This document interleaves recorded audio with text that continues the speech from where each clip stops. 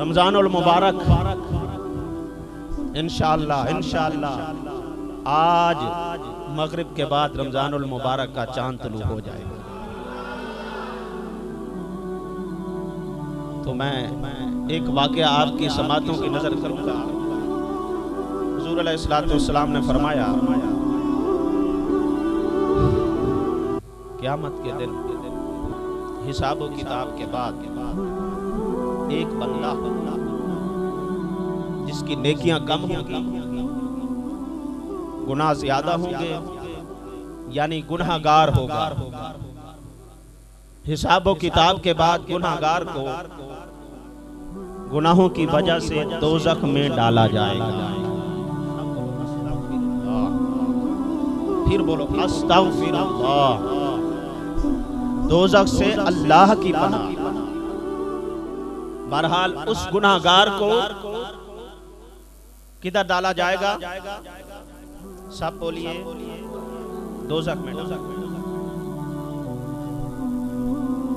आपके तो नाथखा कहते हैं हम दोज़ख में, मैं तो कहा मेरा साया ना जाएगा। इधर हदीस पाक पड़ी है, हुजूर अलैहिस्सलाम का फरमान है। हुजूर फरमाते हैं कि गुनाहगार को दोज़ख में डाला जाएगा। ये किताब पड़ी है, बहुत बड़े इमाम की किताब।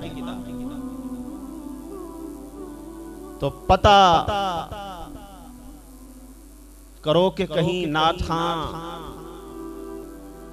खून तो नहीं है, कहीं हजरत हसन का लेबल लगा के अंदर से शिकारी और चोर तो नहीं है। हुजूर तो फरमा रहे हैं गुनाहगार दोज़ख में जाएगा। ये कहता है दोज़ख में मैं तो क्या, मेरा साया ना जाएगा। अरे जालिम, तू सच्चा है या मेरे आका का फरमान सच्चा है?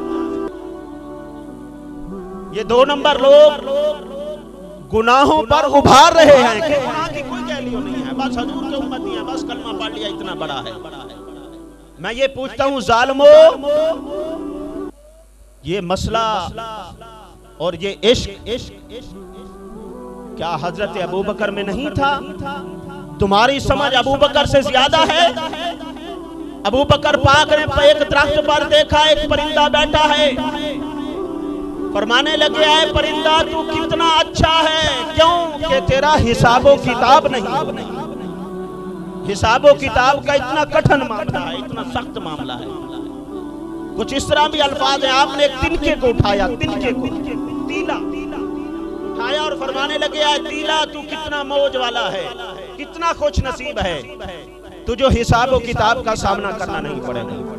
ये तो कहते हैं दोज़ख में मैं तो क्या, मेरा साया ना जाएगा। आगे कौम भी बड़ी सोनी आती है, सुभान अल्लाह। इधर हदीस की मुखालफत है, सीधी हदीस कह रही है कि गुनाहगार को दोज़ख में डाला जाएगा।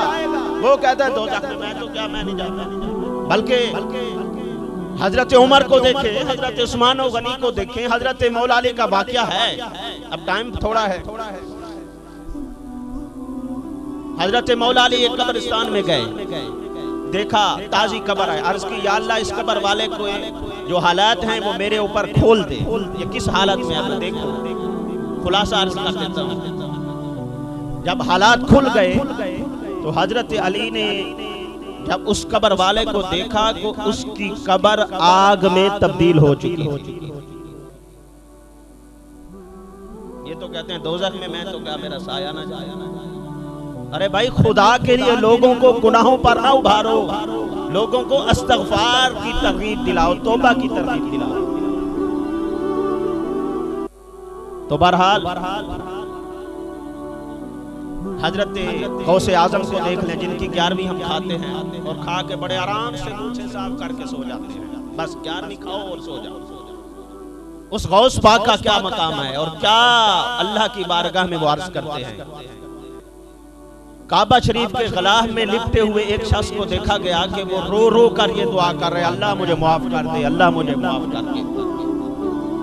उसकी आवाज में इतना सोज और दर्द है, दूसरे तवाफ करने वाले अल्लाह की बारगाह में उसकी सिफारिश करने लगे कि या अल्लाह इस बंदे के हाल पर रहम कर। जब ये कैफियत खत्म हुई, देखा गया वो रो रो कर अपनी बख्शिश की दुआएं मांगने वाले सरकार गौसे आज़म। क्या तुम्हारी इबादत गौस पाक के बराबर पहुंच गई? क्या तुम्हारा तकवा इतना है? तुम तो फर्ज खुदा का हजम कर गए, वाजिबात हजम कर गए, फर्ज किफाया हजम कर गए, सुन्नत मुअक्कदा हजम कर गए, बल्कि उस्मान गनी को हुजूर ने फरमा दिया था 18 मरतबा कमोबेश जन्नत की बिशारत देकर, फिर फरमाया उस्मान तुम्हें नवाफिल की जरूरत नहीं है, तुम नफल ना भी पढ़ो, तुमने सदका खैरात इतना किया है इस्लाम के लिए, अल्लाह तुम्हें सवाब देता रहेगा। तो वो उस्मान फर्ज वाजिबात सुन्नत मुअक्कदा तो कुजा वो सरकार के मुस्तहब्बात को भी नहीं छोड़ी। तो कुछ नहीं करते फिर कहते हो दोज़ख में मैं तो क्या मेरा साया ना जाए, और आगे से तुम सुनते भी ऐसे ना खानो तुम्हें कह रहा हूं। अब आपकी कैफियत यह है कि पता नहीं कारी साहब शायद बॉर्डर से पार वालों की बात, तुम्हारे मोहल्ले वालों की बात जिनको तुमने नात खां बनाया। भाई नात खानी हजरत हस्सान की सुन्नत है, लेकिन हजरत हस्सान की तरह नात खानी करो। बहरहाल टाइम बहुत ज्यादा निकल रहा है, मैं अपनी बात को इख्तिसार की तरफ लाऊं। उस गुनाहगार को दोज़ख में डाला जाएगा,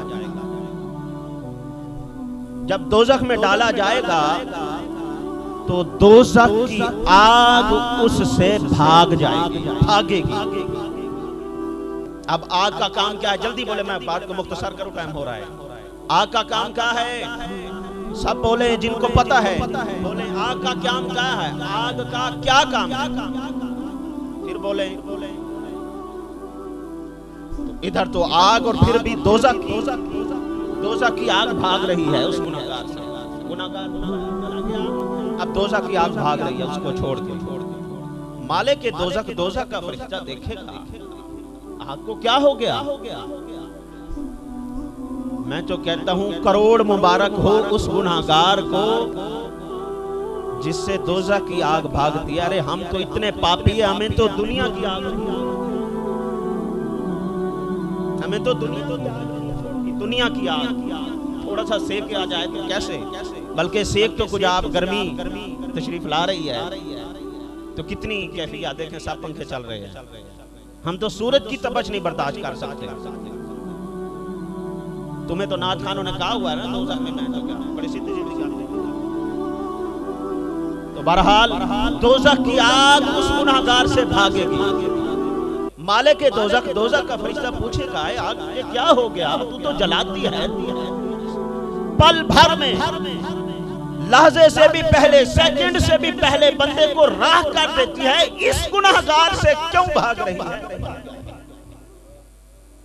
आग क्या जवाब देगी, आग कहेगी ऐ मालिक के दोज़ख, ऐ फरिश्ते मैं इसको कैसे जलाऊं, ये है तो गुनाहगार लेकिन इसके मुंह से रोजे की खुशबू आती है, रोजे की खुशबू ये काम करे, रोजे की खुशबू। अरे दुनिया और आखिरत की आग से बचना चाहते हो तो रमजानुल मुबारक की आमद है, आज तौबा करके रमजान शरीफ का इस्तकबाल भी करना है, रमजान शरीफ का एहतराम भी करना है, रमजान शरीफ की इज्जत भी करनी है, तरावी भी सुननी है, तरावी के अंदर कुरान भी सुनना है और पूरी 20 रकात पढ़नी है। 8-12 वाला आगे फतवा आपने कहीं से लिया है, पूरे और रोजे भी रखने हैं। आगे रोजे के आदाब बताने थे लेकिन टाइम बल्कि ऊपर हो गया है, तो मैं अल्लाह की बारगाह में दुआ करता हूँ अल्लाह हमें तौबा करने की तौफीक अता